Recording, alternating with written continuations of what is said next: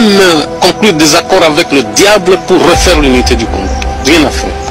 Et le Congo restera un et indivisible. Au service de la patrie, il n'y a point de camp politique. Seul compte la compétence.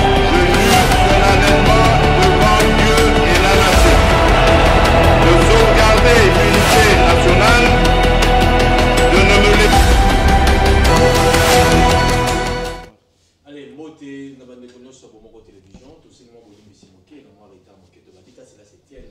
Tout ça toujours en direct dans mon écolo, mes bichons avec les Congolais, besoin de bichons par mois. Chaque vendredi, nous allons toujours ensemble.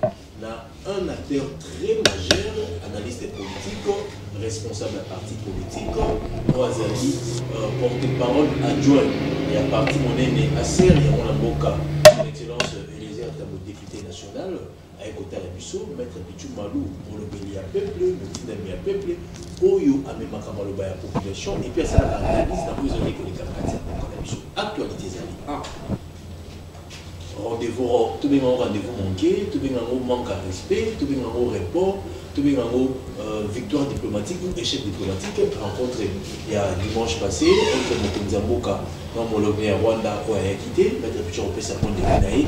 Dans un peu moins qu'à là, on savait mon briefing par rapport à l'état de la nation, Mokonzamboka Lubaki, de relever la route, au Kenya Congo, Italie, insécurité dans Congo, puis dans Kinshasa, opération Ndobo, de relever la route, de relever l'action du gouvernement. Est-ce que la première ministre, Maman Jiki Soumignon, on sait les échos dans ma casse, vous avez déjà la fin de l'année, nous avons la tête de souhaiter que je vais Noël, bonne année dans les égalités, de relever la route. Est-ce que maman a dit dans l'affaire sociale, et ça les aussi à la macaca, va nous déplacer, la stratégie des années, tout ça, de relever la route, la carte c'est M. Mokon École, et puis tout ça, 2-3 minutes pour relever la partie dans la route assez parce qu'il va y avoir à chaque fois l'activité à formation.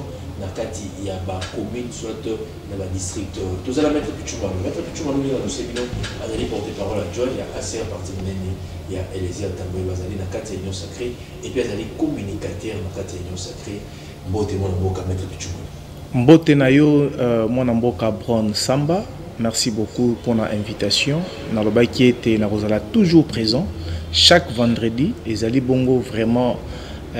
Rendez-vous au Nazalarandango Naba Congomani et Sikabanso Bandarabiso. Donc, Zangakate pour retenir en gros. Chaque vendredi, je suis toujours ici pour échanger avec vous par rapport à l'intérêt en Boka. Nazongi si longo n'y pas tata mokonzo ekolo Félix Antoine Tshisekedi Tshilombo oyo azali ko bunda na ba effort et puis na esprit patriotique. Pour nous relever des défis sur le plan sécuritaire, sur le plan social. Tout ça, ils allaient bongo cheval débattre à chef de l'État. Tant azakoloba le peuple d'abord, azakola la te pour que le peuple naïe, puis mboka naïe, ezo kimia, ezo wana kimia, nandenge, nayango, et puis ça na conférence de Berlin.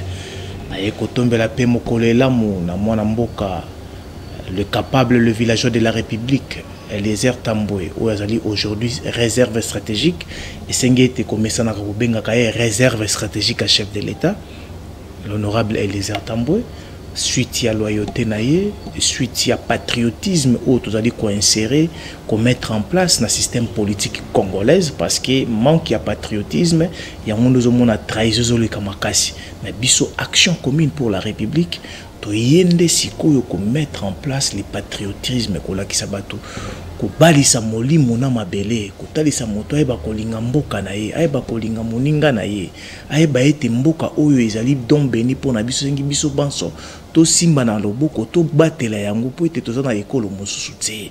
C'est ça la mission au biso action commune pour la République tout allez ko mettre en place na PCP na ba capable nyonso bazali ko landa biso ko banda bongo na présidium je vois bongo la troisième vice-président la valeureuse capable Madame Parfaite Bahati, toujours présente, toujours dynamique na katina mosala la partie politique na biso action commune et puis sans oublier notre SG Madame Sophie Kakouji où elle toujours déterminée à relever des défis majeurs sur le plan implantation parce que c'est elle qui gère le parti au quotidien.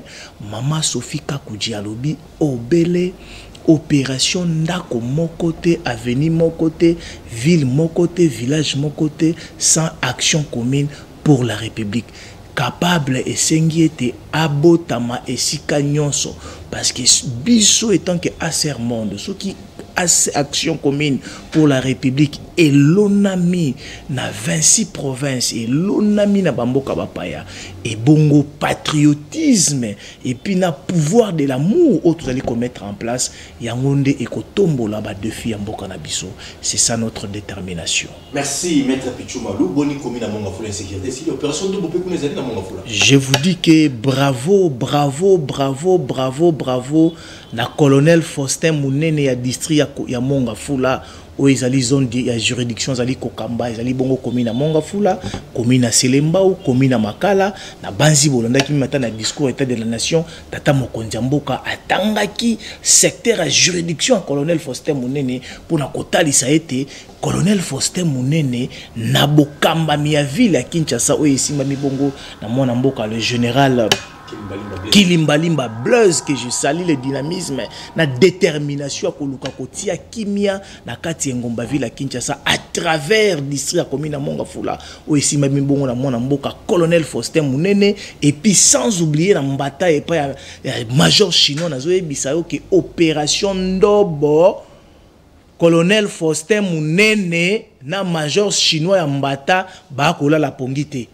Nazoye bisao et si ba comprendre fonctionnement ya bakulu na soki mbule bandi bakulu na babimi ba on peut babina c'est mbula malgré que bazali na problématique ya logistique ozali bongo eloko makase sengi ete mon général Blaise Kilimbalimba ata la situation wana par rapport ya logistique ozali ko mettre en cause les bons fonctionnements mais qu'à cela ne tienne colonel Faustin Mounene azali kosa la fierté à général Kilimbalimba na district ya Mongafula et puis major chinois opération Ndobo viva na commune à Mongafula opération Ndobo viva na commune à Selembao opération Ndobo viva na commune à Makala et taliciété il y a des dirigeants compétents aux ali ba policiers mieux formés et bongo na kombo ya colonel Faustin Mounene ya monique ba notable ya commune à Mongafula ba notable à commune à Selembao ya commune à Makala ba ebisinga maître Pichoumalou pesa longonya na colonel Faustin Mounene yebisa na mon général Kilimbalimba a longwa na distraction misu na été la bonne na colonel Faustin Mounene parce que à travers les bons travail ozali kosala na opération Ndobo aujourd'hui ba commune wana et komi kozwa kimia ba komi ko espérer à ko fêter quand même ba festivité oyo na kimia. Très bien, merci maître Pichoumalou. 6 ans déjà nous konzambo bazana pouvoir. Est-ce que le lot état de la nation, le message des populations que vous retenir, ils ont promesse en promesse ou ce sont des réalités dans le moment où nous avons l'état de la nation? À Betty, c'était parce que nous étions là, de représentants qui va communiquer réunion sacrée, na katia état de la nation, tata mokonzo ekolo a martelé à Talisi et lo kwa liboso a Talisi compétence na ye incontestable tata mokonzo ekolo a sali disikulu ya papier to longwe na présidence perroquet o esengete muto atelema ki bandika ko répéter mais to commis si qu'on a présidence oyo là avec une tête bien faite. Moto ayebi secteur par secteur ya mboka oyo azali kokamba au peuple congolais et pèse et voté avec plus de 70%. Tata mokonzo ekola betise tata lisiete lo lenge kani agriculture na biso le loyo et longwe na 2% to kuta kango na 2% pendant 21 ans. Le lot to komi na 11% na premier quinquennat na ye a komisaki agriculture na 5%. Mais aujourd'hui 2% agriculture ya budget agriculture botala nanu lolenge kani motema mabe zalaki ba négliger secteur très important l'autosuffisance alimentaire ezali bongo na kati agriculture pour na été peuple mais pour na mais yango 2% soko mona ki ke to baneka ko bika bena libanda pourquoi parce que mais c'est ça.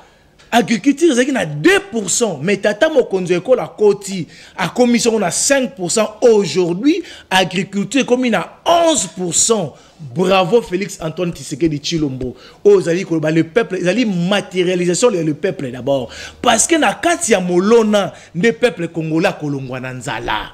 nzala ekosila kaka na kati ya kolona esengi ete yango monike kobalisa molimo na mabele esengi ete peuple congolais ayeba vraiment kokota na kati ya agriculture yango nasengi na tata mokonzi ekolo na mama Judith Sumina Tuluka Maman ya bana, maman ya ba peuple congolaise, maman wazali ko tam ko sala musala sur le plan ko promouvoir secteur privé, il y a partenariat public privé et puis gagnant.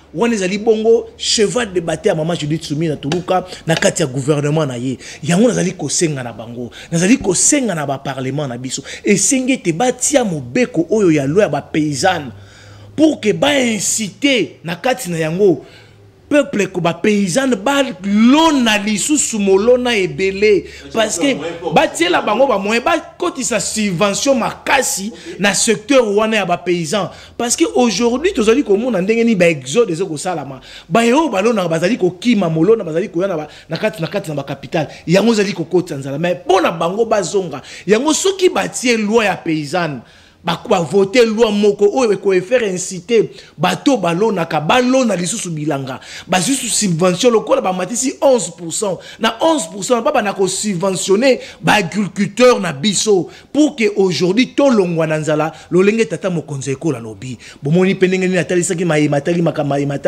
na est du pays par rapport à état de siège a sengeki na maman Judith Sumina Tuluka ameka ko assouplir ma décision en état de siège. Pourquoi? Parce que état de siège déjà est saliété Goma et Koyate, Nord Kivu, Sud Kivu dans l'entièreté et Koyate, bravo dans état de siège. Maintenant il est temps maintenant d'assouplir cette mesure pour que l'administration civile et soit ici à travers la gestion de la province na c'était ça un peu majeur maloba makasi tata mokonzi ekolo atalisa ki na kati ya discours na ye ya état de la nation et sengete biso ba congolais to pesa mokonzi ekolo maboko. Maintenant, tu m'as dit, à la fin de l'année, tu ne sens pas qu'il y a un impact du gouvernement, madame Judith Sumina Tuluka. Est-ce que c'est le Kita, est-ce que c'est Kiti, est-ce que c'est Moule Kiti, est-ce que c'est le Kiti, est-ce que c'est Poste Kiti, est-ce que c'est ce Kiti? Quel est l'impact? Vous vous sentez donné à la fin de l'année, il y a quelques jours, comme si le gouvernement, vraiment, le peuple va sentir peut-être l'impact du gouvernement depuis madame Judith Sumina Tuluka. Certes, le budget est en 2025, le mois de février, mais sur le plan social, est-ce que le sentir touche à madame Judith Sumina? Nous devons reconnaître le bravoure, la compétence de cette grande dame, maman Judith Sumina Tuluka. Azana budgété. Azana budgété. Budget na yango tozo kozela eleka na promulgation, le chef de l'État a rappelé qu'il va accélérer ça. Ce sont des problématiques na kati ya constitution na biso. Tant que tozali koyebisa ba congolais que nous devons ouvrir les yeux. C'est très important, mais maman Judith Sumina Tuluka, malgré que nanu aza doté na budgété, parce que bango bazali bagende azali gestionnaire à quotidien, mais qu'à cela ne tienne, azali toujours ko battre, ko mettre en œuvre intelligence et compétence et stratégie na ye. Arrêtez nanu hémorragie, ya ba cop na kati ya primature. Arrêtez nanu hémorragie ba rétrocommission na kati ya primature. Tout ça, ils pour le miette au bazar nango, mais et qui ne servir l'intérêt il y a peuple congolais. Maman Judith Sumina Tuluka akangi mabokote, afandite, atamboli, abimi na mboka bapaya, aoutaki na Maroc, luka toujours, ba partenaire fiable. Intègre au baroya vraiment na esprit ya ko investir et puis ayebisi bango tango bozo ya et sengi ete to que un partenariat gagnant 50-50 c'est de l'intérêt à peuple congolais ezali eloko moko sengi ete to pesa mama Judith Sumina maboko makasi soki azu budget boko mona ndenge fonctionnement et cause sous plus atroce par rapport ya autres dans le mais qu'à cela ne tienne mama Judith Sumina azali be ko pesa ligne de conduite na gouvernement naye na ba ministre naye baye le peuple d'abord qu'a dit le chef de l'État et ça l'a matérialisé na secteur par secteur que chaque ministre a keneko sala vraiment ba état généraux pour que enfin ko éradiquer ba oyo salama ki ya malamote ko tia intérêt majeur ya peuple congolais na gestion ya chaque portefeuille enfin que peuple congolais a joie souffle oui tata mokonzi ekolo ayebisa ki maman Judith Sumina carburant ekiti et sengi ete na ba festivité oyo bana mboka basomba biloko na prix ya kokita. C'est ça les mots d'ordre de chef de l'État. C'est ça l'instruction auprès de Maman Judith Suminwa. C'est ce que Maman Judith Suminwa a intériorisé en Europé, a péci en Europé, la ministre de l'économie, parce que Zali bon a charge na yé, a ti Moukoko Daniel Moukoko Samba, ou Zali vraiment expert majeur dans la économie, a péci on a Nandeko Doudou Fouamba, ou Zali ministère de la finance, le ministre compétent, ou arrêté hémorragie, il y a sorti, il y a procédure d'urgence, il y a mis sur l'État, ou a quatre hémorragie. On a toujours sous la leadership de Maman Judith Suminwa Tuluka parce que le bingaï mon a primature na lingi procédure d'urgence té na lingi cop té na lingi rétro commission té alors bino pe sengi te bo emboîter les pas surtout l'argentier valable ndeko Doudou Fouamba azali pe ko matérialiser ngo c'est ce que nous attendons d'eux na kati ya festivité oyo peuple congolais a fêté pe na esengo na esengo ya kokende ko somba biloko ba moni pe pri ekiti Maman Judith Suminwa et ko zala longonya pona yo soki peuple congolais mama wana mama maraîchère mama bipopola mama ya ba fonctionnaire à l'état mama ya ba soda akena wenze akuti carton ya soso ekiti akuti loso ekiti akuti semoule ekiti akuti huile ekiti Maman Judith Suminwa et ko zala longonya pona yo parce que tema ya bakongomani et simba mina yo baza ko pesa yo confiance à travers bon fonctionnement na ozali ko sala na bokambi ya gouvernement na yo. C'est ça. Maître Pichu, vous avez très important, tout ça un problème il y a partenariat gagnant-gagnant. Mais est-ce que sans parti pris, vous allez congolais, vous allez intellectuels, vous allez politiques, sur le plan politique, mais sur le plan économique, sur le plan développement, est-ce que corridor l'obito, nous sommes des perdants ou nous sommes des gagnants? Comment va minérer RDC qui est négocié en Angola, président américain qui est en Angola, président de Kekula, la rail, corridor 8, le monsieur Bimaka qui est en Angola, Angola, Namibie, Bimati qui est aux États-Unis. Nous sommes des perdants, nous sommes des gagnants. Et c'est 50-50 ans. Tous dans le monde, comme ils sont dans le monde, dans le 21e siècle, ils sont un monde planétaire. Et la communication, c'est très important. C'est très important. On ne doit pas toujours condamner une chose. Oui, il y a eu des irrégularités constatées. Mais qu'à cela ne tienne, ça profite aussi dans notre pays. C'est dans ce cadre de partenariat gagnant-gagnant qu'a martelé Maman Judith Suminwa Tuluka.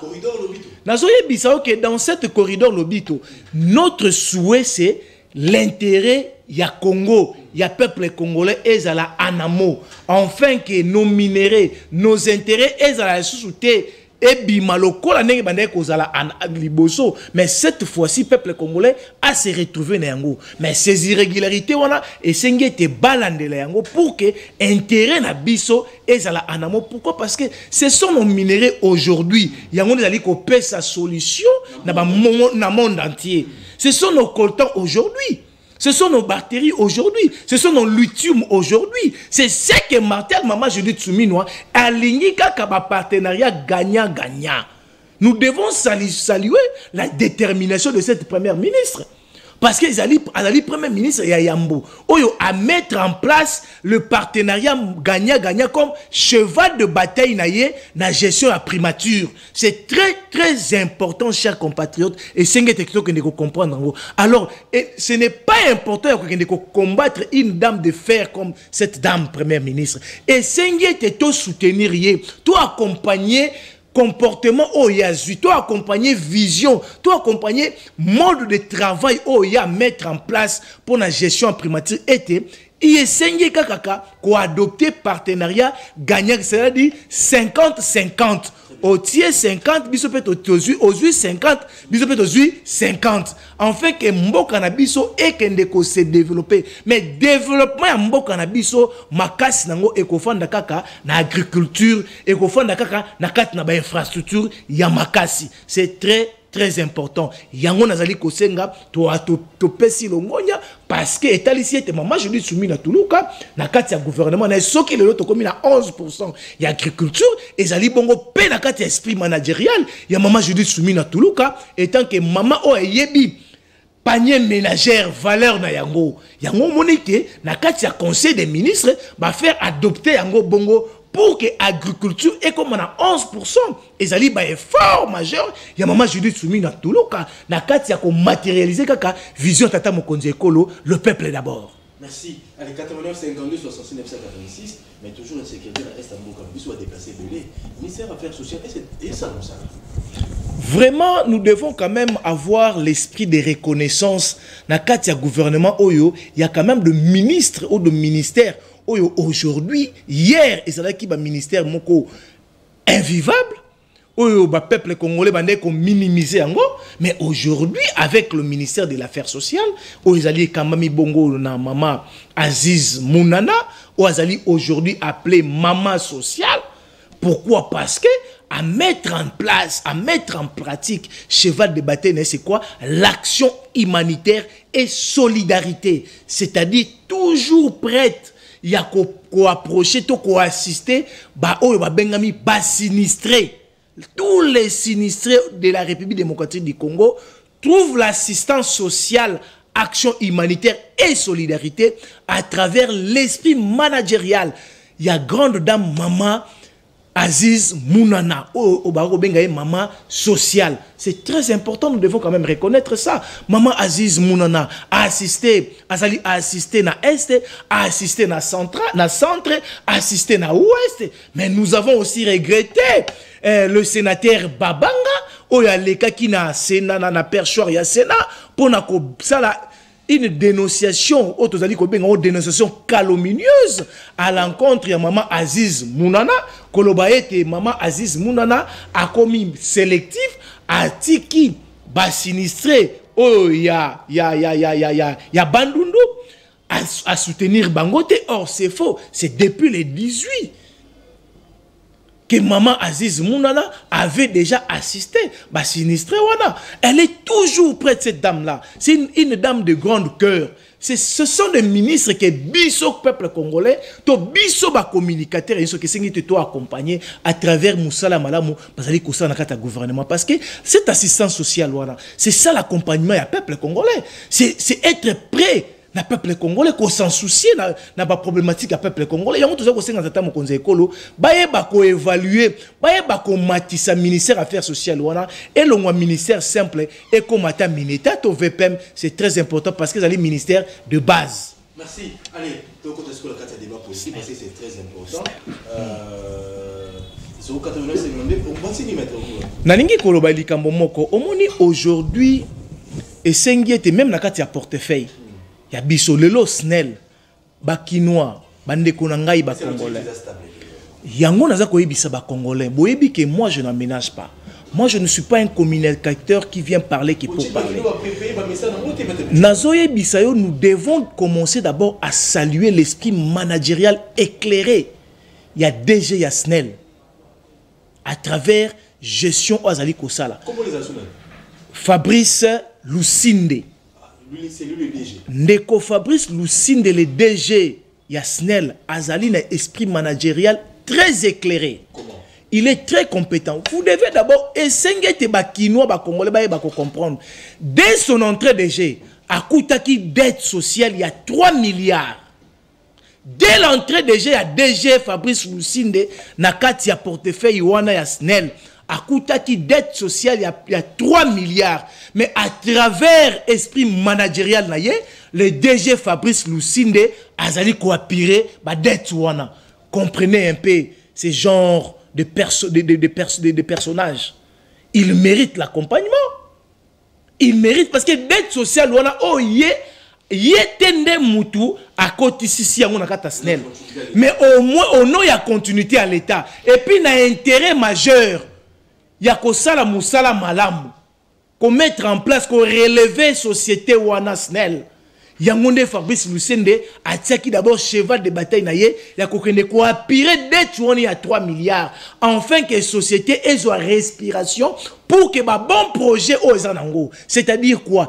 Boza comme on a calamité selon nos sources réelles et directes. Plus de 60 cabines.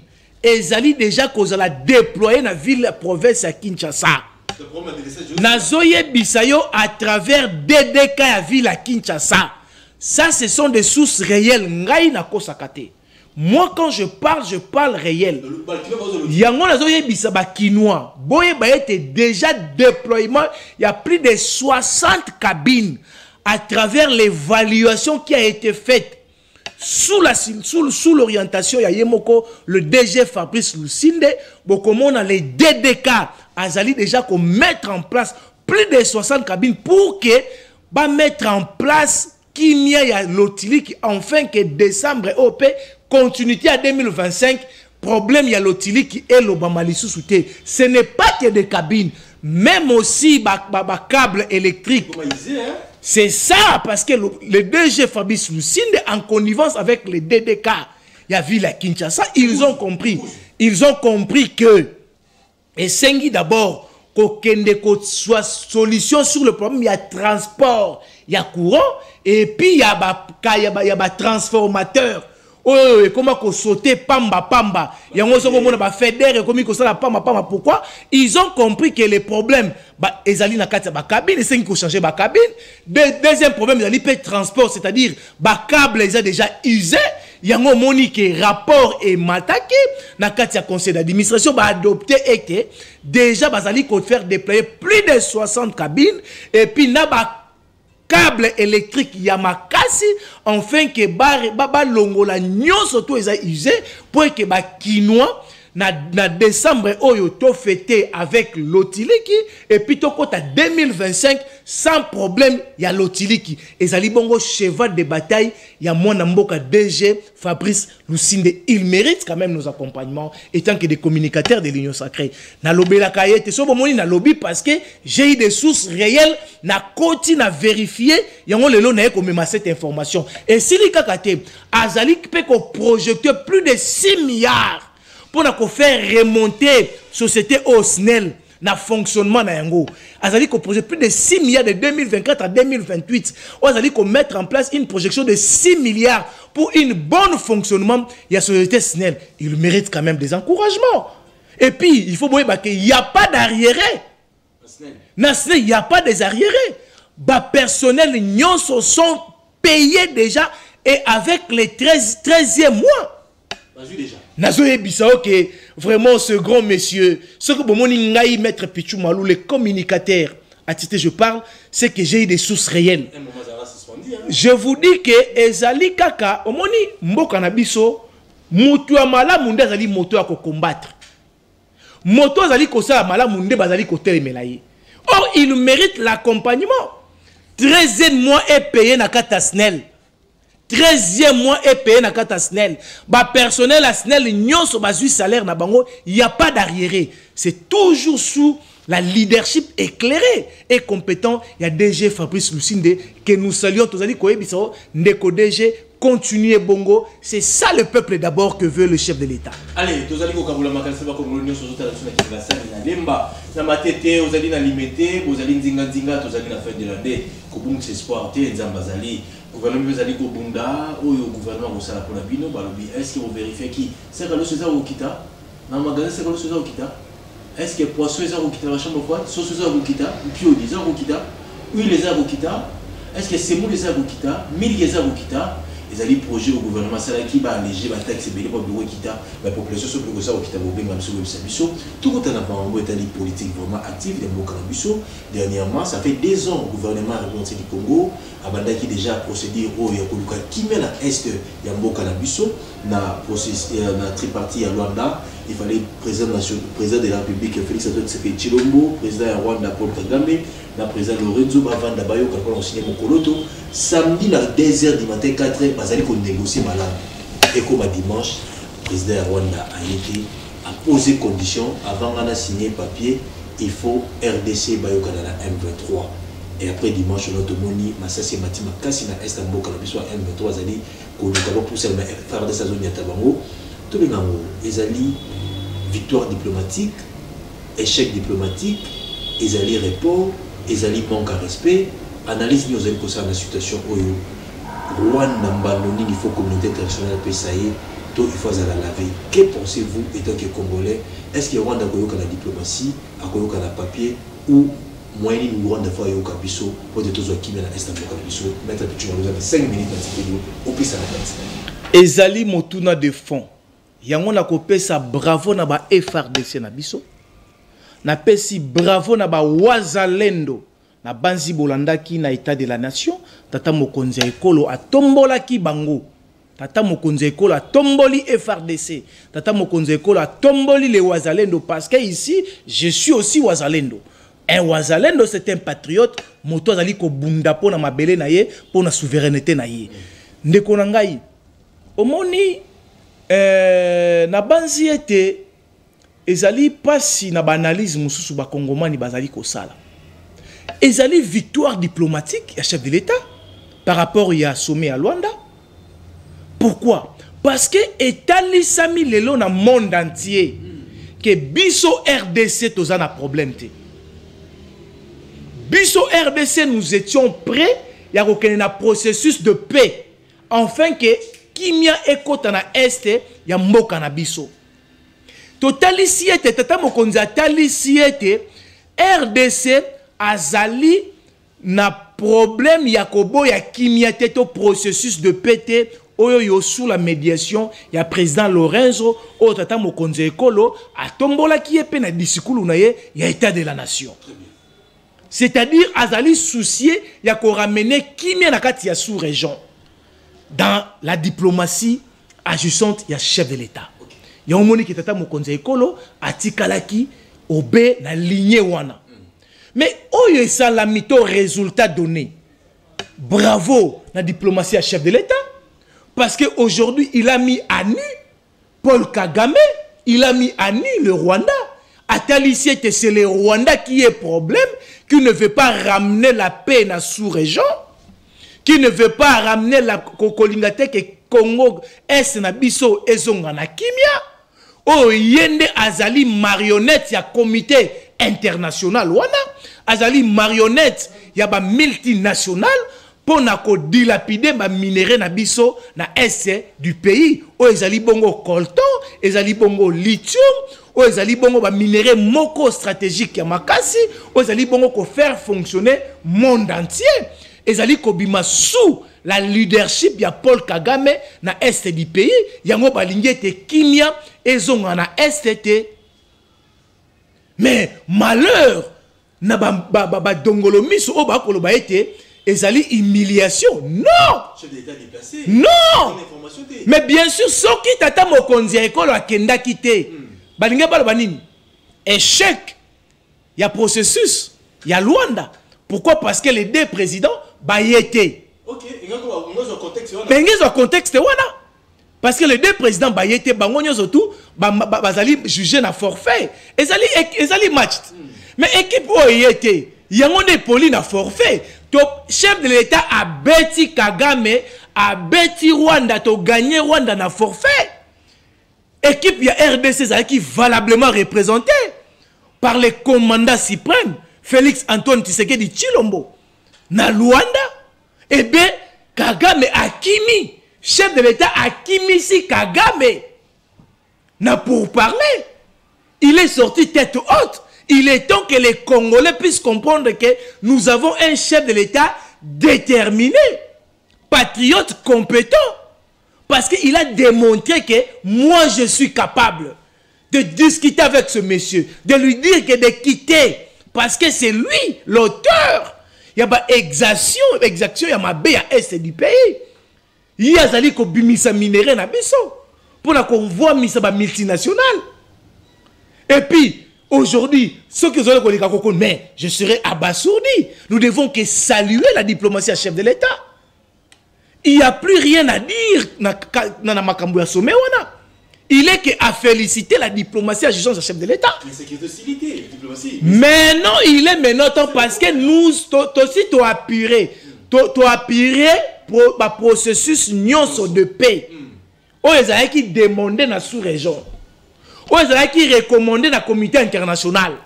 Nous, la RDC, à travers la diplomatie chef de l'État, nous avons appuyé cela. Donc, c'est-à-dire, voilà pourquoi le chef de l'État avait félicité nos vaillants FARDC. La réorganisation de l'FARDC, c'est pour maintenant bouter d'ailleurs par les armes cet ennemi. Il y a un Congolais, Congolaise, et si Kaban Sotozwami, et Sengi Biso Ban Soto Sangisama Boko Liboke, derrière le chef de l'État, derrière les commandants suprêmes, derrière le FARDC, derrière nos Ouazalendo, pour mettre dehors cet ennemi de la République, soutenu par ces comités internationaux, soutenu par la France. Bolandi France, na Conseil de sécurité, avec au côté de pays moko Sierra Leone, pour ne pas vouloir faire condamner le Rwanda. Par rapport, il y a fuite d'ailleurs majeure. Mais tout ça, c'est la diplomatie du chef de l'État. C'est le chef de l'État né Abimisi France à nu. Abimisi Bango Nyonso à nu. Donc le chef de l'État, il mérite nos encouragements, notre accompagnement. Parce que grâce à la diplomatie, aujourd'hui le monde entier comprend que la France est l'ennemi majeur et l'accompagnement du Rwanda pour déstabiliser l'Est du pays. Avec la communauté internationale, avec le multinational, c'est la diplomatie à chef de l'État que nous devons louer ça. C'est très important. Mais, on sanctionner un bango batie wana azali marionnette na bango. Yende bazali ko utiliser pour na ko yibankita. Tout ça c'est la matérialisation. Quand nous disons aux Congolais que nous devons changer la constitution, c'est la matérialisation de l'accord de l'Emera. Le Rwanda, l'Ouganda, tout ça va réclamer qu'un accord, il y a un Emera ou un Signamaka à l'époque. Mais je vous dis que Bango Bansowana, Bazali Bato, yo Bazana accord il y a un Emera, ou yo Musée Laurent Désiré Kabila Azouaka à l'époque, pour quoi sa pouvoir dictatorial, il y a Mobutu. Il avait outrepassé ses accords. Nous sommes dans les conséquences. Nous sommes matérialisé. Accord il y a CNDP. Ou comme M23 avec Kabila, tant que ça rappelle il faut comprendre. Les Rwandais, tant que négocier na M23, c'est-à-dire quoi, à mettre en place l'accord il y a CNDP. Il y a le 23. Mais à continuer d'abord pour Nini, parce qu'il est sorti tête haute à l'époque de Kabila. Il a réussi à avoir les accords. Il y a CNDP, mixage, brassage, au CNDP comme M23. M23, c'est seulement le 23 mars 2013. C'est le 23 mars, c'est ça M23. Mais c'est la CNDP qui c'est le Rwanda. Bon, moi qui va Bosco Tangada, Awawa, comme des généraux. Dans notre pays, des généraux rwandais, dans nos services de renseignement, dans l'administration. Les Rwanda Batouare ici, comme des généraux. Tout ça, c'est quoi? Ce sont les accords. Il y a un qui battait qui article 215, où les accords et les traités sont supérieurs. Il y a loi fondamentale Nabiso. Mais c'est ce que nous devons décrire. Bango wana, Union européenne, Bamboka na Bango. Na France wana, jamais cet article est dans la constitution na Bangote. Nulle part l'article 216 de la constitution na Bangote. Mais ezali matérialisation, il y a un accord au besoin. Avec la CNDP, avec le Kabila. C'est ça la matérialisation. Il y a Kagame n'a qui dit. Il y a la continuité des accords. Il y a l'M23 était venu ici, mais le chef de l'État dit non, je ne peux pas faire la continuité des accords pris avec Kabila. L'accord est à CNDP. Il y a qu'on négocie là-bas. Non, non, bonzong anabino. Moi, je ne peux pas faire cette continuité des accords criminels et diaboliques de mon pays que vous avez avec Kabila. C'est ce que réclame le Rwanda. Et c'est ça la force du M23. Et ils sont, leur soubassement, c'est dans notre constitution, l'article 215. Où ils ont dit qu'on peut s'en pifo, n'a pas accord, n'a pas traité. Est-ce que le peuple congolais, quand nous regardons ça, aujourd'hui avec un patriote de taille, le chef de l'État qui demande aujourd'hui les changements de la constitution s'avère indispensable parce que nous devons maintenant avoir la constitution selon le pensée historique Yamboka Congo. Le préambule ne parle pas de l'esprit historique de notre pays. Tout ça est un élément majeur que les peuples congolais doivent comprendre, c'est très important. C'est très important, comme est-ce que c'est le moment, maître Bichoumalou, tous un état de siège, est-ce que va partir, changement, révision, réforme, est-ce que c'est le moment, et puis surtout c'est le moment, tout s'avère indispensable. situation de sécurité, il y a S Nabiso.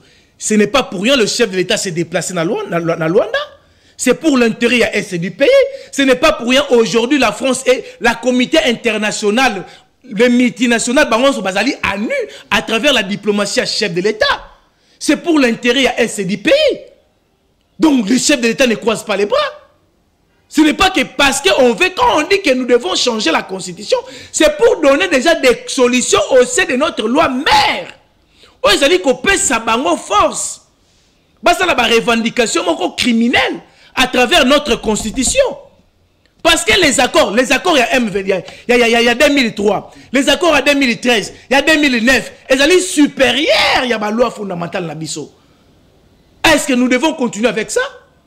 Accord avec Emera, ils ont dit supérieur.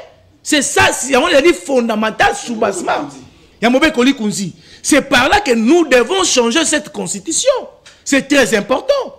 Ce n'est pas que pour pérenniser le pouvoir de Félix Tshisekedi, mais c'est pour sauvegarder l'intégrité territoriale, notre souveraineté, nos intérêts, nos minéraux. L'article 9 ne donne pas le pouvoir total sur le sol et le sous-sol. L'État donne un pouvoir totalitaire sur le sol et le sous-sol. Il y a pas minéraux. Mais le sol et le sous-sol. La loi Bakajika. La loi Bakajika. Pour le côté article 9. C'est une souveraineté permanente. Celui qui est permanent n'a pas le pouvoir définitif. Namboka la mine a le pouvoir permanent tel l'icolo à sol, na sous-sol. C'est l'article 9 de la Constitution. Tout ça. C'est pour nous favoriser le théâtre. Il y a la communauté internationale, il y a Rwanda. Et c'était à dessein. Voilà pourquoi à l'époque on disait le tripatouillage, le bidouillage de la Constitution. Quand on était à l'opposition. Là, on était ensemble avec mon aîné Martin Fayulu, on était avec les Franck Diongo, on était avec les Camérés, on était avec les Délices Sanga. Nous étions tous ensemble derrière le Sphinx. Ce n'est pas pour rien le Sphinx nous le disait, dès que nous serons au pouvoir, nous devons changer la Constitution. Je salue le courage de Délices Sanga. Il a changé sa narratif, de comprendre que les réformes constitutionnelles s'avèrent indispensables. Il a emboîté les pas parce que je l'ai interpellé. Il a changé la narratif. Je lui ai interpellé. Ayo qui pas comprendre. Émission sous la salle Kiawa. N'a rappelé qu'il y a l'ordre que j'ai fait même l'émission avec son secrétaire général, Rodik Ramazani, auquel il avait même présenté déjà une constitution de 34 articles. Au bon conseil à la réforme institutionnelle, nous saluons à l'époque l'idée à Délices Sanga. Il voulait les réformes parce que le développement du pays, c'est basement dans des réformes. Sans des réformes, le pays ne peut pas se développer. C'est très important. Et comme archaïque. Alors, à l'époque, on saluait ça. Mais on n'avait pas compris quelle mouche il était piqué pour contredire la pensée du chef de l'État. Mais aujourd'hui, il est revenu en raison.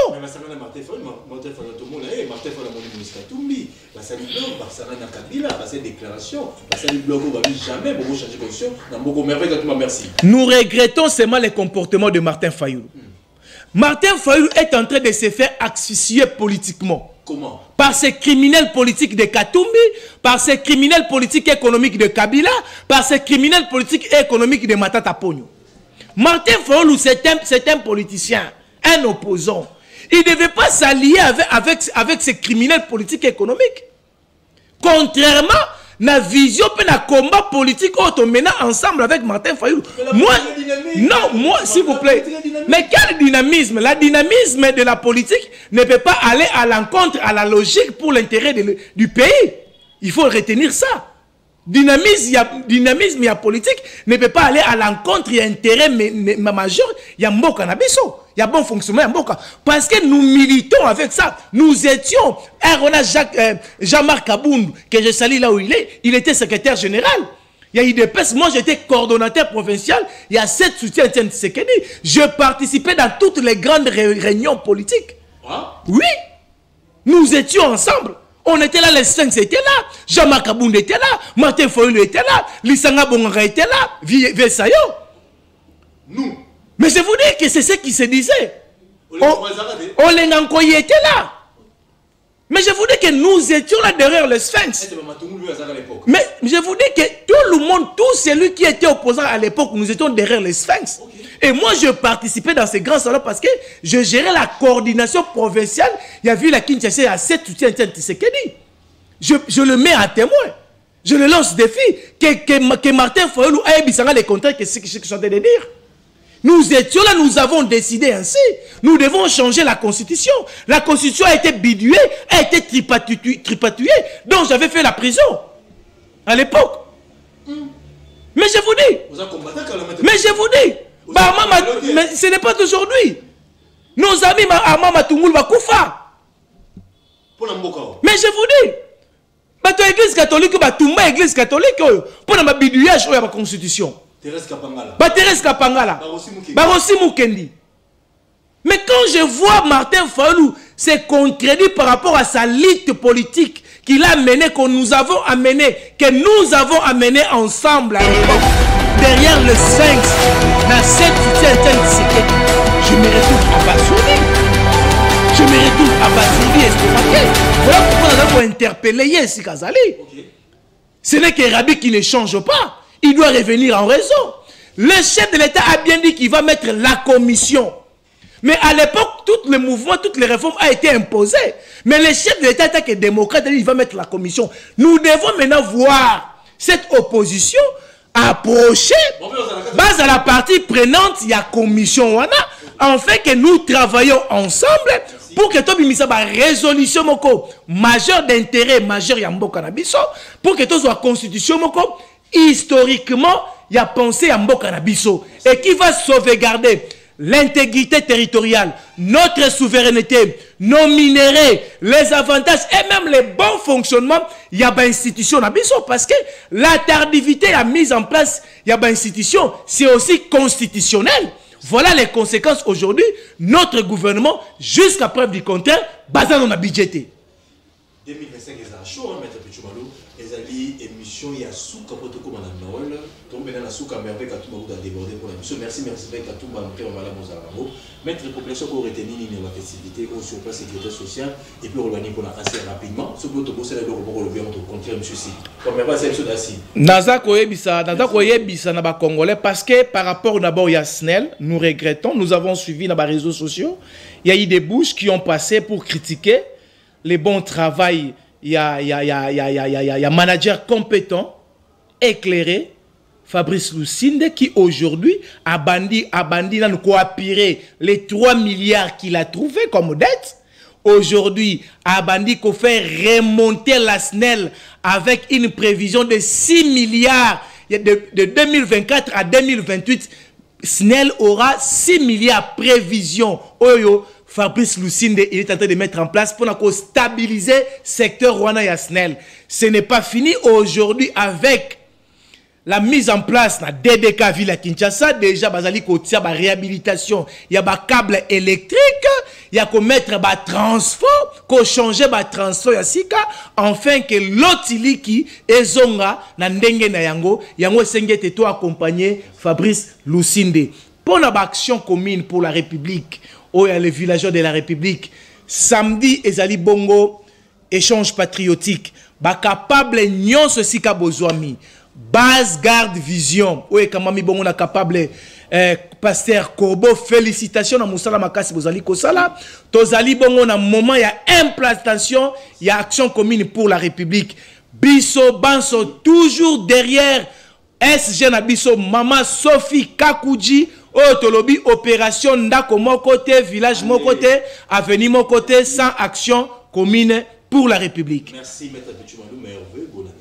Bonne année, n'a pas capable nyonso. Bonne année, n'a pas Congomani banso. Bonne année, n'a merveille Katumba pour na monter ma malamo. Merci, Tokoumina Souka émission, merci, merveille, monter ma malamo. Bon, la mission sur la 23h30. Tokutani, semaine ezali ko banda semaine asika. Toto bino mobu bona. Merci. Allez, bon mo konekolo. Merci. Chaque vendredi toujours.